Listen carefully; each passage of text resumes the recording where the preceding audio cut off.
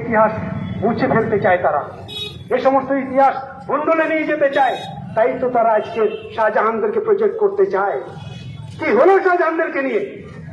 আমাকে যেদিন গ্রেপ্তার করা হচ্ছে সেদিনই আমি বলেছিলাম আজকের নিরাপদ সর্দারকে গ্রেপ্তার করছেন করুন, কিন্তু মনে রাখবেন নিরাপদ সর্দার যতদিন জেলে থাকবে মমতা ব্যানার্জি ততদিন ঘুমোতে পারবে না, গরিব মানুষ তাকে ঘুমোতে দেবে না। গোটা রাজ্য জুড়ে সমস্ত থানাতে অবস্থান বিক্ষোভ হয়েছে লাল ঝান্ডার পক্ষ থেকে।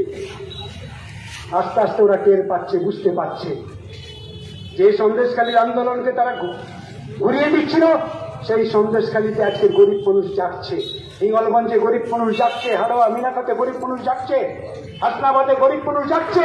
আর গরিব মানুষ যত যাবে তৃণমূল আর বিজেপি তত নতুন নতুন পরিকল্পনা করে আপনাদের সামনে আসবে।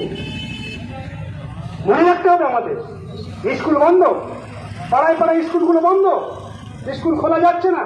নরেন্দ্র মোদী চালাকি করে বলে দিল স্কুলে বাদ করে দাও আর মাস্টারমশাইদেরকে এখানে ওখানে পাঠিয়ে দাও।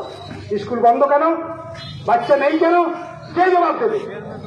আমার ডাইনে বাই নেতারা বসে আছেন, বামপন্থী নেতারা, তারা ঘর থেকে বেরোলে শেষের দিকে দেখেছেন আপনারা মানুষ ছুটে ছুটে যেত আর বলতো যে আমাদের কাজের দরকার নেই, আমাদের চাকরির দরকার নেই, আমাদের ছেলেমেয়েরা যাতে স্কুলে পড়ে তার জন্য সুজন বাবু আপনারা স্কুল করে দিন পাড়ায়, মৃণাল বাবু আপনারা স্কুল করে দিন পাড়ায়।